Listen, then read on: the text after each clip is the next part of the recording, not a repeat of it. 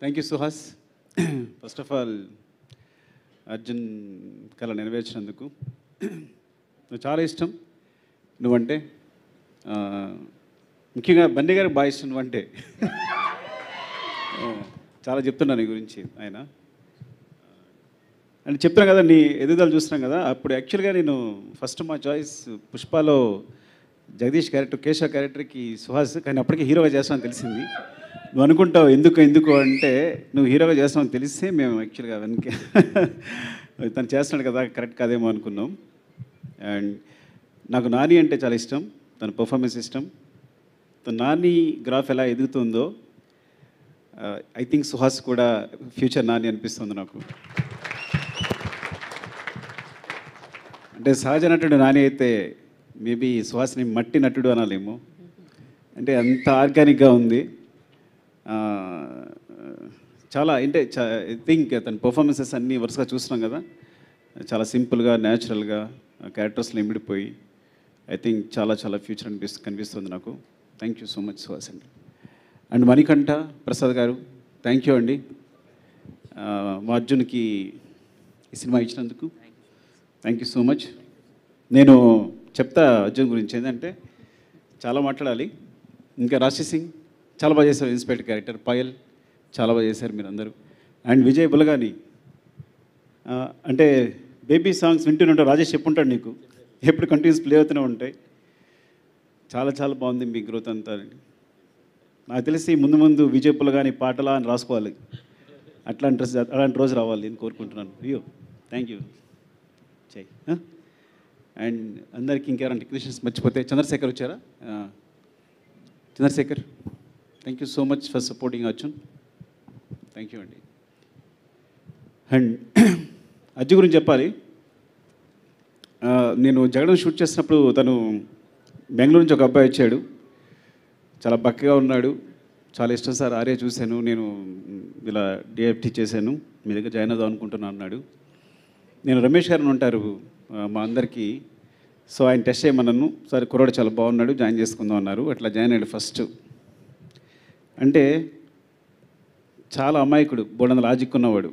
నేను కార్తికేయని కథ చెప్పమన్నాను అంటే మీరు నంబరు. జగడం ఫ్లాప్ తర్వాత నాకు ఇద్దరు వీళ్ళే లాస్ట్ అసిస్టెంట్లు అప్పుడే జాయిన్ అయ్యారు జగడం తర్వాత, అర్జున్, తోటసీను. సో వాళ్ళిద్దరితో 23 రోజులకు రాశాను. 23 డేస్లో 100% లవ్ కదా. వీళ్ళిద్దరే సపోర్ట్ అంతా, వీళ్ళిద్దరే రాస్తా కదా అంత 100% లవ్. కేవలం అర్జున్ అండ్ తోటసీన్తో 100 Arya to 100% love. 1 I think 1 Venky join అయినట్టున్నాడు. అంటే మీకు ఆర్యా 2 దగ్గర నుంచి ఆర్యా 2 100% లవ్, 1 నారు ప్రేమతో, రంగస్థలం. సో ప్రతి సినిమాకి అర్జున్ తోటసీను కామన్, ఇంకెవరైనా వచ్చి జాయిన్ అవ్వాలి అంతే కదా బుజ్జి అందరికీ. సరే నిజంగా అంటే వీళ్ళందరికీ తెలుసు. సో ఈ ప్రాబ్లం ఏంటంటే మాట్లాడడం రాదు పాపం జనాలతో. మీకు ఏదైనా ప్రాబ్లం ఇస్తే సొల్యూషన్ అలా చెప్తాడు, ఏదైనా లాజిక్ చెప్తే ఇట్లా ఇట్లా అంటే వెంటనే చెప్తాడు. కథ చెప్తుంటేనే ఎటు వెళ్ళిపోతాడు, ఐస్ ఎటు వెళ్ళిపోతుంటాయి, కళ్ళు ఎటు వెళ్ళిపోతుంటాయి, కానీ వెంటనే ఆన్సర్తో వస్తాడు. సో మీరు మాట్లాడితే ఆ లాజిక్ ఏం కనిపించట్లా. వీడు నిజంగా వాడు మెడికల్ ఇన్స్ట్రుమెంట్స్లో సంథింగ్ ఇంజనీరింగ్ చేశాడు. నేను ఎప్పుడు అనుకుంటాను అందులో వెళ్ళుంటే డెఫినెట్గా 1000s ఆఫ్ క్రోర్స్ సంపాదించేవాడు, ఏదో కొత్త మెడికల్ ఇన్స్ట్రుమెంట్ కనిపెట్టే అని. ఒకవేళ ఏదైనా హాలీవుడ్లో ఉండుంటే ఇంకా మంచి సినిమా తీసి ఉండేవాడు. కొన్నిసార్లు ప్లేస్ రాంగ్ అవుతుంటుంది, అదవుతాం మీకు. అంటే అంత లాజిక్ ఉన్నవాడు. ఎలా చెప్పాలో అర్థం కావట్లా. నేను అంటే వీళ్ళిద్దరికీ ఎవరికి అర్జున్ కానీ తోటసీన్ కానీ వెంకీ కానీ వీళ్ళందరూ ఏంటంటే ఎప్పుడైనా సుకుమార్ ఎన్నికలో నాకు కథ చెప్పగల మీరు సినిమా చేసుకోవచ్చు అని. కానీ లేదు సార్ నేను ఒక సినిమా చేసి వస్తాను, తర్వాత చేసి వచ్చి మీ దగ్గర చేస్తాను సార్ అన్నాడు. సో అంత నిజాయితీ పరుడు.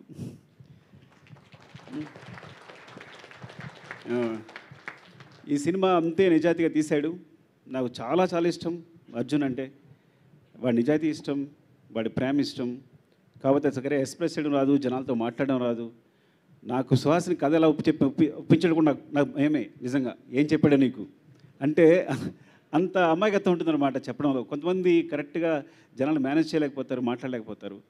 సో లవ్ యూ అర్జున్, నిజంగా. అంటే సినిమా చూశాను. ఫస్ట్ ఆఫ్ ఆల్ చాలా బాగుంది. నేను ఏ కరెక్షన్ చెప్పలేకపోయాను. నన్ను మోసం చేశాడు దారుణంగా. అంటే వచ్చాడు కదా, కథ చెప్పాడు, ఇప్పుడు మనం ఏదో కరెక్షన్స్ చెప్తాం, ఇలాగే ఉంటుంది కదా మన పొజిషన్ అంతా. కానీ ఏం చెప్పలేకపోయాను.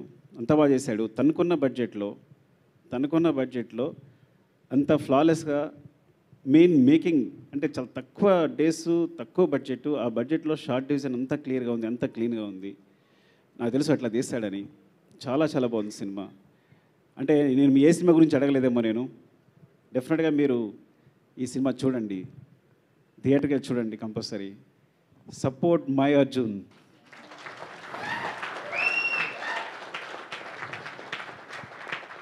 ఎందుకంటే నేను వీడి చేసిన హెల్ప్ కంటే వాడు నాకు చేసిన హెల్ప్ చాలా ఎక్కువ, చాలా చాలా ఎక్కువ.